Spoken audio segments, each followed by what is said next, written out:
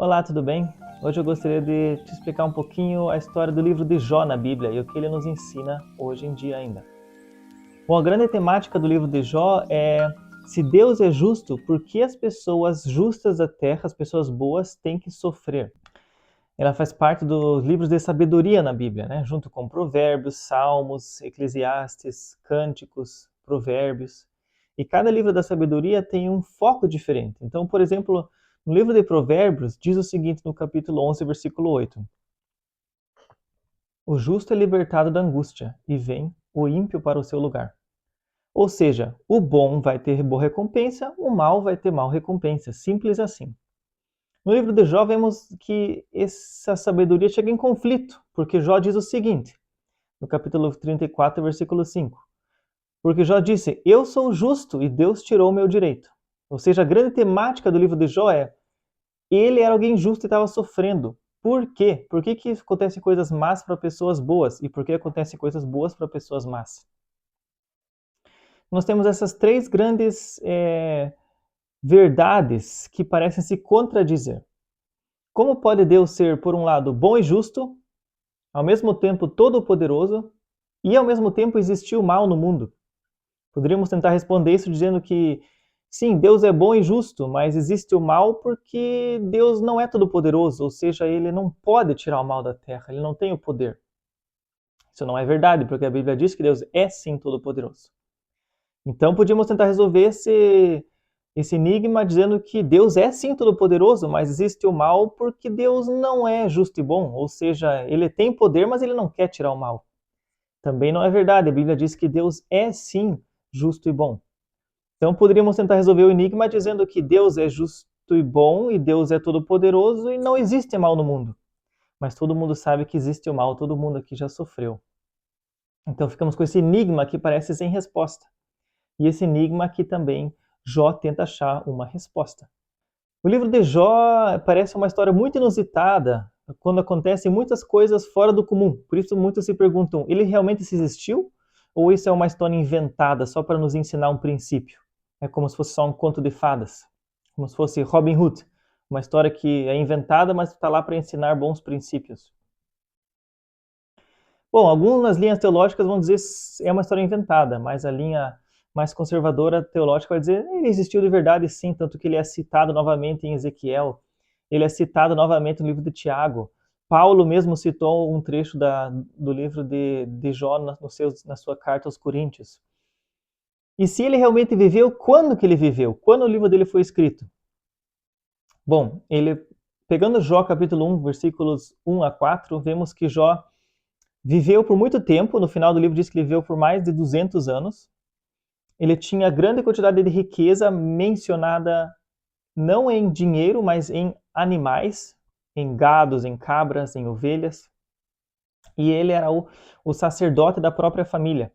Não existia um pastor, um padre, um sacerdote que ele visitava, não existia um templo, não existia Israel, nada disso é citado. É citado que ele fazia sacrifício em favor dos filhos, agindo como o sacerdote da casa. Tudo isso nos leva a crer, todos esses argumentos, que Jó viveu provavelmente no mesmo período de Abraão, no período dos patriarcas, mais ou menos colocando a história perto de Gênesis capítulo 12. Mas então, quando o livro foi escrito, a história se passa lá nos patriarcas, mas quando foi escrito o livro? Bom, como aqui existem algumas possibilidades. Ou ele foi escrito na época em que a história mesmo aconteceu e foi transmitida por tradição oral, de geração em geração, até ter sido escrita posteriormente. Quem escreveu ela talvez é Salomão, né? No livro de 2 Reis é citado como Salomão pede sabedoria a Deus e Deus lhe dá. Pode ser que Salomão conhecesse essa história de ouvir falar e ele mesmo coloca no papel. Ou pode ser que ela foi escrita depois ainda, no período do exílio babilônico. Então Salomão seria mais ou menos 1000 a.C., Abraão seria 2000 a.C., e o período do exílio seria mais ou menos aí 550 a.C., onde os judeus passaram por um período de muito sofrimento na Babilônia, no exílio. E talvez eles escreveram esse livro, então, recordando acontecimentos passados para relembrar eles que Deus estava lá no meio do sofrimento também. Bom, agora para um breve resumo do livro. O livro começa com Jó, em toda a sua riqueza, em toda a sua boa vida, com a sua família, com as suas propriedades. Essa é a cena número 1. Depois corta para a cena número 2, onde está Deus no seu trono no céu com seus anjos, quando de repente aparece lá o diabo.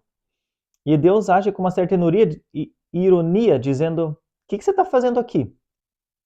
Quase como se fosse uma festa de casamento e a ex-namorada do cara, do noivo, aparece e o noivo diz: o que você está fazendo aqui? Tipo, você não devia estar aqui.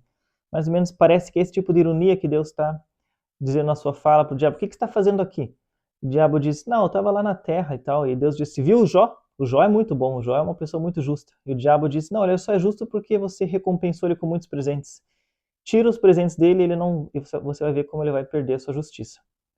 Deus então permite que o Satanás ataque os bens de Jó e assim acontece algo muito inusitado, porque num mesmo dia Jó perde todas as suas propriedades, todos os seus animais e todos os seus filhos e filhas, todos morrem. Só fica ele e a esposa dele. O diabo volta para conversar com Deus e Deus diz: viu, Jó continua fiel a mim mesmo sem nada. E o diabo diz: mas isso só porque você não tirou a saúde dele. Ataque a saúde dele, deixa ele doente e ele vai te maldizer. E aí Deus fala então para Satanás: você pode atacar a saúde dele também. Jó fica muito doente e nesse momento a esposa dele diz o seguinte: ainda retens tua sinceridade? Amaldiçoa a Deus e morre. Porém Jó disse: como fala qualquer doida, falas tu, minha esposa. Recebemos o bem de Deus, não receberíamos também o mal? E Jó não pecou com seus lábios. Então aqui vemos dois caminhos frente ao sofrimento humano. A esposa de Jó dizendo: frente ao sofrimento, a gente abandona Deus, a gente segue a nossa própria vida, porque se Deus nos dá o mal, não faz mais sentido seguir a Deus. Ao que Jó diz: não, não, não, não, não. Nós vamos ficar fiéis a Deus, seja o bom, seja o ruim. E a partir desse momento a esposa então não aparece nos próximos capítulos, nem Deus e o céu, toda essa cena acaba, e a partir do capítulo 3 vem uma nova cena aí no livro, que vai nos acompanhar até o final do livro. Parece então nessa história que Satanás é muito poderoso, mas aí eu me lembro dessa frase do Martinho Lutero: Satanás é como um cachorro acorrentado, ele não pode ir além do que Deus lhe dá espaço, e só enquanto Deus lhe der espaço. Então Satanás só pôde atacar Jó pelaquilo que Deus permitiu. A próxima cena que vai aí do final do capítulo 2 e vai até quase o final do livro é que chegam amigos de Jó para conversar com ele. O texto diz que vieram 3 amigos, os 3 têm um nome árabe, faz pensar que talvez seriam árabes, na mesma região onde ele morava ali, em algum lugar na Arábia. E eles, vendo o sofrimento de Jó, a sua desgraça, eles sentam por 7 dias ao lado dele e não falam nada, ficam só sem palavras frente ao sofrimento do seu grande amigo. E depois disso, Jó abre a boca e amaldiçoa o dia do seu nascimento, e aí começa uma discussão. E pelos próximos 30 capítulos, Jó e seus amigos discutem o porquê do sofrimento humano. Jó começa amaldiçoando o dia do seu nascimento, e aí um primeiro amigo dele dá a sua argumentação do porquê existe sofrimento no mundo, dizendo que o sofrimento é consequência do pecado. Se você sofre é porque você pecou. Jó responde: não, não pequei, eu sou justo. E aí vem o segundo amigo e fala: não, eu concordo com o meu amigo aqui, ó. Jó, você pecou, por isso que você está sofrendo.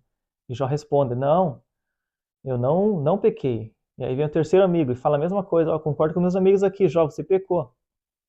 Por isso que você está sofrendo. Eu acho que você está sofrendo pouco, você pecou muito na sua vida, devia ter sofrido mais.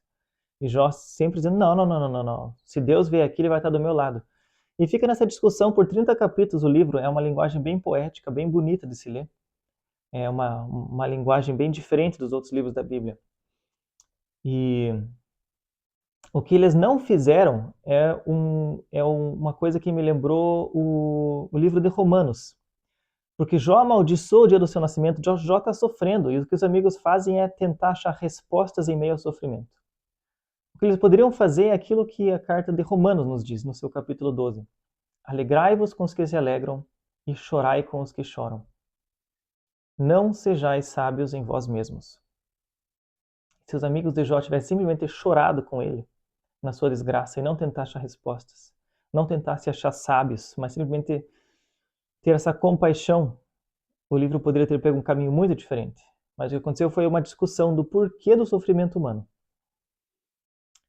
E vemos que todos os personagens do livro, tanto Jó, quanto os seus 3 amigos, quanto até Satanás, todos agem de acordo com essa mesma lógica. Os bons são recompensados, os maus sofrem. Então Jó disse, eu sou justo, não mereço sofrimento. Os amigos dizem, você pecou, você merece sofrimento. E Satanás disse, Jó só é fiel a Deus porque ele tem muitos bens, porque ele foi recompensado. Então essa lógica, essa teologia da retribuição é muito abrangente em todo o livro de Jó. E aí, a partir do capítulo 32, chega uma nova pessoa na discussão.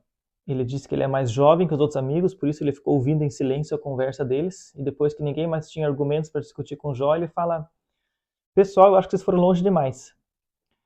Longe demais de colocar Deus em xeque e longe demais ao simplificar demais as coisas, dizendo que todo sofrimento humano é consequência de pecado. Eu acho que, na verdade, é um pouco diferente. O sofrimento poderia ser uma oportunidade de purificação e educação, poderia ser uma forma de disciplina de Deus. Enquanto que os outros 3 amigos todos têm uma argumentação quase igual, que o sofrimento humano é consequência do pecado e que todos precisam se arrepender. De maneira muito simplista. Chegando ao final do livro, no capítulo 38, finalmente Deus dá uma resposta para Jó. E Deus diz o seguinte, quem é esse que escurece o conselho com palavras sem conhecimento?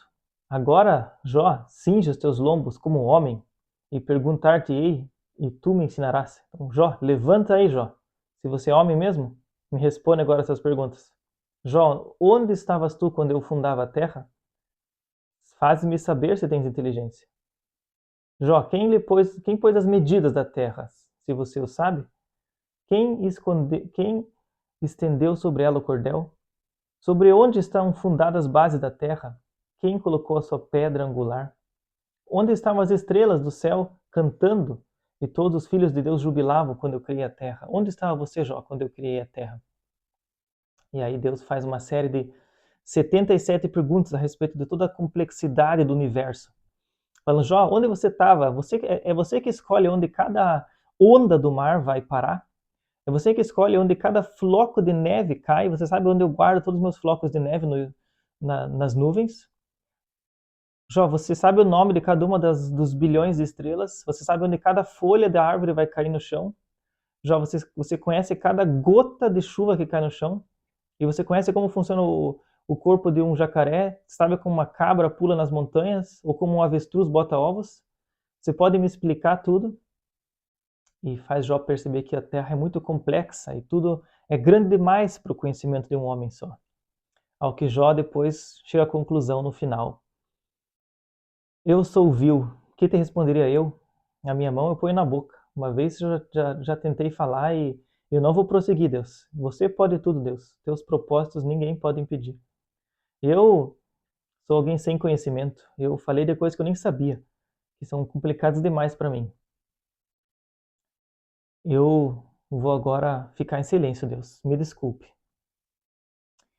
E Deus então gostaria de castigar os amigos de Jó, porque eles foram muito simplistas na sua definição do sofrimento humano. Jó então ora por seus amigos e Deus perdoa eles. E no final do livro, Jó então é recompensado por Deus com uma nova família e com o dobro de riquezas que ele tinha no começo. Então o sofrimento dele é recompensado com muitas bênçãos. E assim termina o livro. Então, resumindo, Jó é aquele homem bom, mas aí no céu existe uma discussão entre Deus e o diabo e por isso Jó sofre nos próximos capítulos. Chegam os amigos dele e tentam achar soluções, mas ninguém consegue entender a razão daquele sofrimento. Deus então expõe toda a complexidade do universo e Jó percebe que ele não tem respostas para dar para Deus. E no final Deus mesmo assim recompensa Jó com o dobro de tudo que ele tinha no começo. É um livro que parece sem sentido. No final Deus não responde a pergunta do sofrimento de Jó, mas quais são outros aprendizados que o livro de Jó nos dá? Em primeiro lugar, o livro nos ensina que o sofrimento humano nem sempre está diretamente relacionado à culpa da pessoa. Não porque nós sofremos significa que nós fizemos algo para merecer aquilo. Outra coisa que o livro nos ensina é que o que eu faço em meio ao meu sofrimento? Eu vou seguir o caminho de Jó ou da esposa de Jó? E o que eu faço se eu vejo outras pessoas sofrendo? Eu vou tentar dar respostas igual aos amigos dele? Ou eu vou me compadecer e chorar junto com a pessoa? Em terceiro lugar, que Deus vê tudo de uma perspectiva muito mais ampla e muito maior. E por fim também que Deus, ele se deleita em recompensar os justos e em punir os perversos, embora isso não aconteça sempre. E o princípio de retribuição não seja uma garantia eterna. E para finalizar, eu gostaria de mostrar como a história de Jó se linka com a história de Jesus, porque todos os livros da Bíblia nos levam até Jesus. Bom, o livro de Jó nos mostra Jó como uma figura, como um modelo de Cristo, porque assim como Jó foi aquele homem justo que sofreu imerecidamente, Jesus, na verdade, é o único homem que não pecou, o único homem que sofreu injustamente. Jó tinha sim seus pecados, mas talvez não fez nada para merecer tão grande sofrimento. Mas Jesus é o único homem que veio para a terra e não pecou em nada, nunca. Mas mesmo assim ele sofreu a maior injustiça do mundo, ele carregou os pecados de todas as pessoas sobre si naquela cruz e morreu em favor da humanidade para que todos pudessem viver como justos e serem recebidos a Deus no céu, todos aqueles que se unem a Cristo. Esse é um resumo do livro de Jó e do que nós podemos aprender com ele. Espero que eu possa ter abençoado a sua vida de alguma maneira. Se você gostou desse vídeo, lembra de curtir ele aqui, deixar um comentário, passar adiante para outras pessoas que também se interessam no tema. Deus te abençoe e até uma próxima.